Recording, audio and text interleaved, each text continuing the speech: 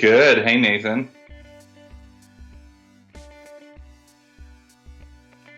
Happy. We're in. I mean, we are in the office together. Even though your background looks like you're. Oh, no, on the feed it doesn't. But on my Skype call with you, it looks like you believe in Nashville.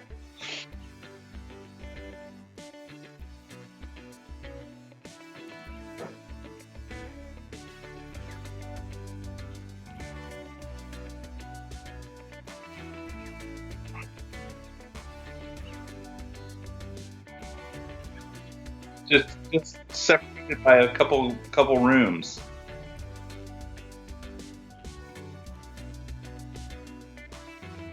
Yeah.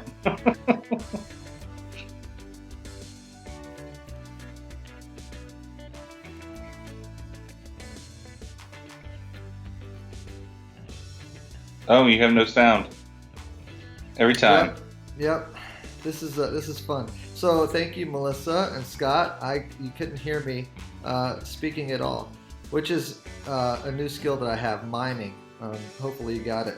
So this is I forget to unmute the microphone. This software is kind of weird that it sometimes resets itself, and then I still see, and it's also a 20-second delay, so people are still saying I have no sound.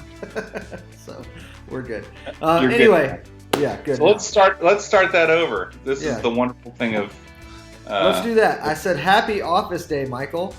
Hey, happy Office Day, Nathan. Yeah, man, it's good to see you. Kind of. Yeah. You're like a couple pieces of sheetrock away that way. Yeah. So. Yeah. Our just computers being in the same room wasn't going to work, so we had to.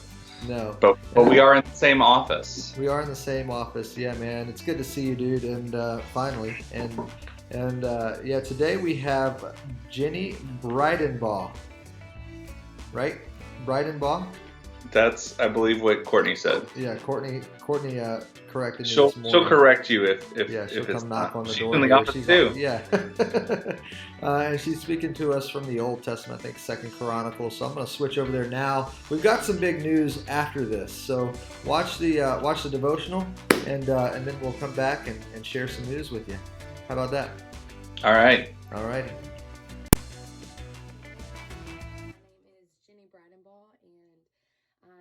Here in Hendersonville, Tennessee. I am connected to Mission Discovery through Courtney Rivera, and I have gotten the opportunity to serve alongside of her in Jamaica. I have also gotten the opportunity to serve alongside her as a ministry partner, but also as a friend, more importantly. Seeing her day in and day out serve the Lord through Mission Discovery and hold the children is such a blessing, and I'm excited to share with you today just some words of encouragement, and let's get started. So I'm starting in 2nd Chronicles 20, and one of the main reasons I wanted to go here today is we all feel like we're in a battle right now, and that is always a struggle. It's always a hard time when you feel like you can never win or move forward. Because we're kind of stuck. Thankfully, things are starting to open up. Thankfully, things are starting to progress as the days and weeks go along. But as of right now, we're still in the midst of this pandemic. And so in 2nd Chronicles 20, one of the main things that it is wrapped around is a prayer. And as you would agree with me, that prayer is the one thing that we can do day in, day out, pray without ceasing, and that we can give ourselves up to the Lord through prayer and petition. And so today we're looking at, don't judge me, Jehosaphat's prayer. I was told that if you just say someone's name with confidence, it also it sounds better and people believe you. So Jehosaphat's prayer. And I'll just read some of it. We're not going to dig into all of it, but it was extremely challenging. And I have a little post-it note up here on my wall with it because it's a good reminder. It says, after this, the Moabites and the Ammonites And with them, some of the Meunites came against Jehoshaphat for battle. So they came against Jehoshaphat and his people. Some men came and told Jehoshaphat, a great multitude is coming against you from Edom, from beyond the sea, and behold, they are in Engedi. Then Jehoshaphat was afraid and set his face to seek the Lord, and proclaimed as a fast throughout all Judah. So just a couple things here. We can just easily read that and be very challenged in where we're at right now in the pandemic. One, he was afraid. He's admitting the fact that he was afraid with the things that were coming against him. And I don't know about you, but sometimes it's really hard to vocalize that, not only to other people, but also to the Lord. And so the challenge is here is, are we sharing with the Lord that we are afraid? If we are, and some of us might not be afraid at all because we know that he is in control. We have already placed that trust in him, but some of us are in the place of fear, and that is okay, but it's not okay to stay there. So that is why we come to the Lord. That is why Jehoshaphat here came to the Lord. And it says that not only was he afraid, but he set his face to seek the Lord. That was his second thing that he did, was immediately seek the Lord. And all these other people are coming to my mind from the Bible, previously from Chronicles, and it just is a reminder that they sought the Lord every single time something came up. And then the third thing here, it says, and proclaimed a fast throughout all Judah. And so that is one challenge.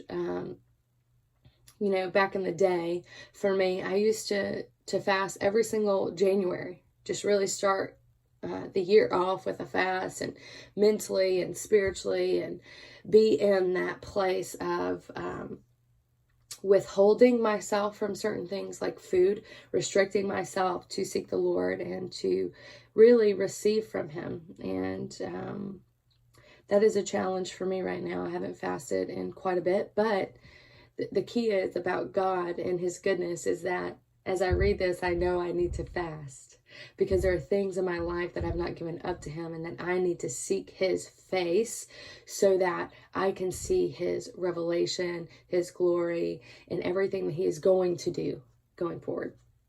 So that was just not even at the prayer point. These are the things leading up to Jehoshaphat's prayer. And I believe that is key, because as we read through part of his prayer, it will become more understandable into the way and who Jehoshaphat was in these moments. And so he led all the people in a prayer and fasting to seek the Lord. And so we're going to start off in verse 6, and it says, and, O Lord, God of our fathers, are you not God in heaven?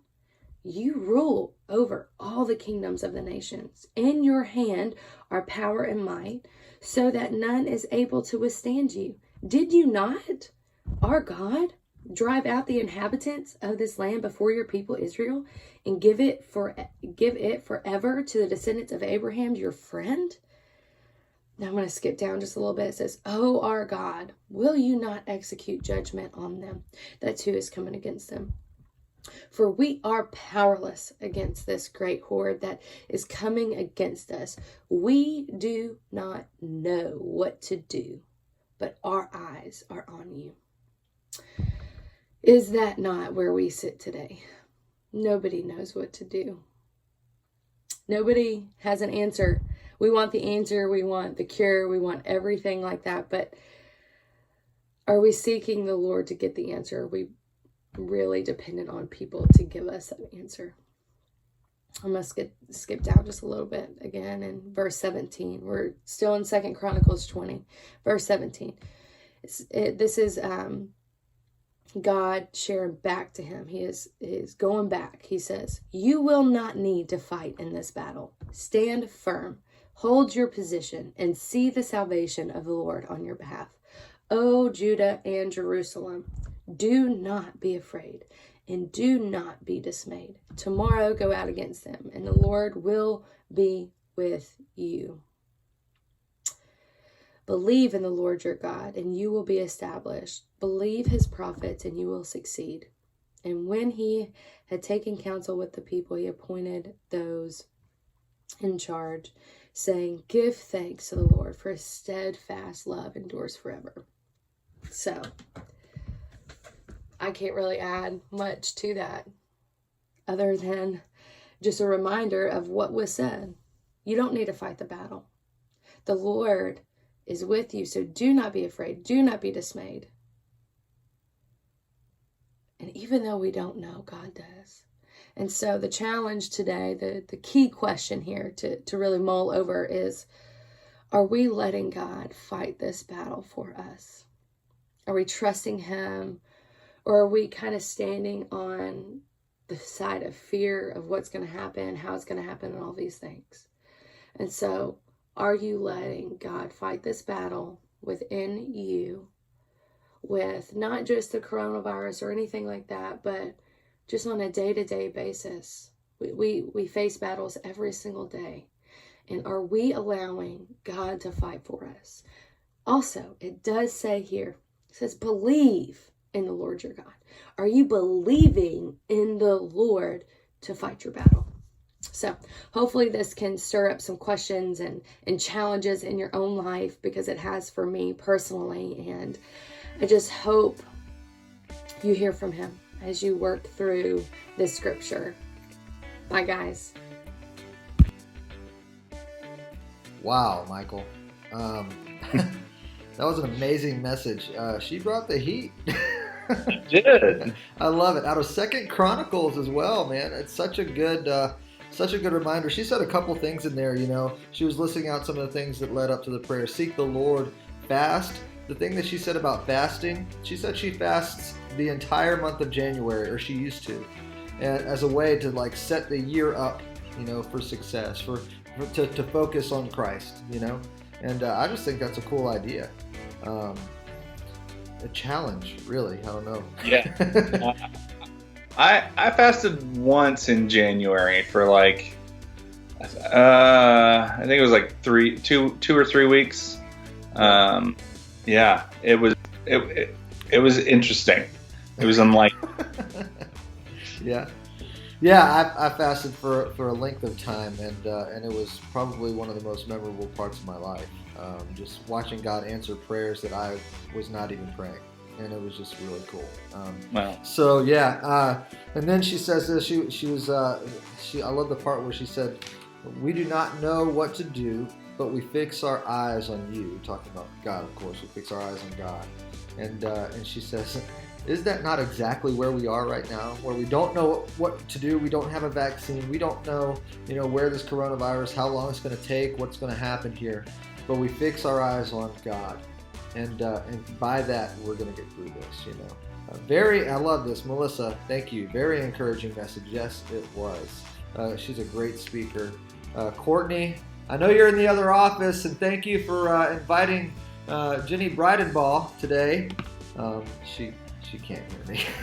I don't think. Well, she can hear you on the feed. So anyway, yeah, it's cool to be in the office, Michael. What a great message. Oh, let me go to this this image. I think I have an image. All right. Yeah, and look. Mike is unmuted here. So this is the image of the day. If you can take this to your kitchen table, to your Skype groups, small groups, Zoom meetings, whatever you do to meet with people right now, this is kind of an image to take with you so that you can start a conversation. You can always go back to this video later and listen to Jenny's message again, and just start a conversation with some friends about what she shared with us today. We thank all of our speakers who have shared with us during these 2 months that we've been doing these Kickstarts every morning. It's been a great 2 months. And we know that takes a lot of time, Michael, and you found this out because you're our speaker tomorrow. It takes a bit of time to prepare a message, to get in front of a camera, to figure out all the ins and outs of okay, push record. Okay, now that wasn't good. I got to do it again. And then push record, and that wasn't good. I got to, at least that's the way mine goes. I'm probably 5 times before I get a good take. And so, yeah, we're very appreciative for everyone who have come out and done that for us. I think we've got 40 or 50 messages at this point that Wow. people have done with us. So it's really cool. Yeah, it is. Yeah. But as that has come, as states are opening back up and people are getting back to work and things like that, our videos have slowed down. My emails used to like tick off, ding, ding, ding. I'd have 2 weeks in advance, of videos that people have shot for us to show on Kickstart, and now it's kind of just slowed down a lot, and that's kind of a sign that people are picking back up with life, and heading back to the new normal. And so the question is then, Michael, what is our new normal? It doesn't seem like the Kickstart for us is going to be feasible because it's just a lot of work, and we're not getting a lot of messages in either. So, Michael, what is our new normal, man? What have we talked about? Well, I mean, sip of coffee. Yeah. Well, and so there's another part to that too, which is this summer we're finding that we've got more time. We still have more time than we've ever had because our projects have basically kind of either been canceled or postponed or pushed to next year. Just because people are still hesitant to travel, and I mean, rightly so. I mean, some of the places we go, we can't even get to because governments are still keeping they're keeping travel restrictions. Yep. So we've got more time, and we have enjoyed the Kickstart concept. So we want to continue that on in a podcast.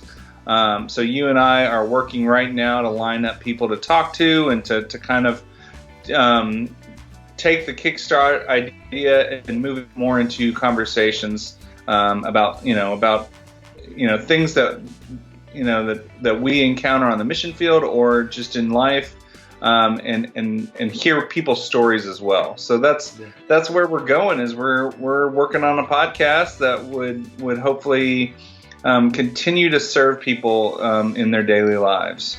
Yeah. It's been fun to think through this with you, Michael. It's going to be a lot different than the Kickstarts. It's not like a message or anything. It's a conversation about, and like, I like how we phrase, like what we've come up with is that, every night during a mission trip, we'll have a nightly meeting, we'll have worship, God sightings, and somebody will speak. And then the goal is for that person who speaks to leave the group with a question. One question to go into small group with. And so Mark Bowers is into this idea. I love it. So the goal is to just do that. We're going to go back to some of our Kickstart speakers and ask, hey, here's one question that we want to target this week. And we're going to talk through that, just conversations, stories. We've already recorded a couple, and those have gone really well. So we're looking to announce the start date of that podcast this Friday. And this is our last week of these Kickstart Devos. So I'm excited about this, Michael. Excited to work with you in the future as well. So yeah, it's going to be awesome. I'm looking forward to it. Yeah. The cool thing about a podcast, Michael, I know you know this because you listen to a ton, I listen to a ton, is that when I get in the car, I've stopped listening to music altogether, which I know is probably not...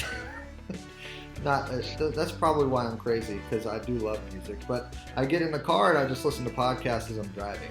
And so it's like I can't watch a Facebook Live feed as I drive or a YouTube video, but I can listen to a podcast. And so our goal is to have the things both live, throw it on Facebook Live for some people, and to have it as a podcast, for people driving and things like that. So multi-platform streaming options. How do you like those words? There you go, man. As if I know what I'm talking about. All right, so well, that's going to do it for today. And thanks, guys, for joining us. This is always awesome to see everybody on here. And very encouraging message today. Go back, watch it again, take that video or that photo to your groups, and we'll catch you tomorrow at 11 a.m. Central Standard Time. All right. See ya.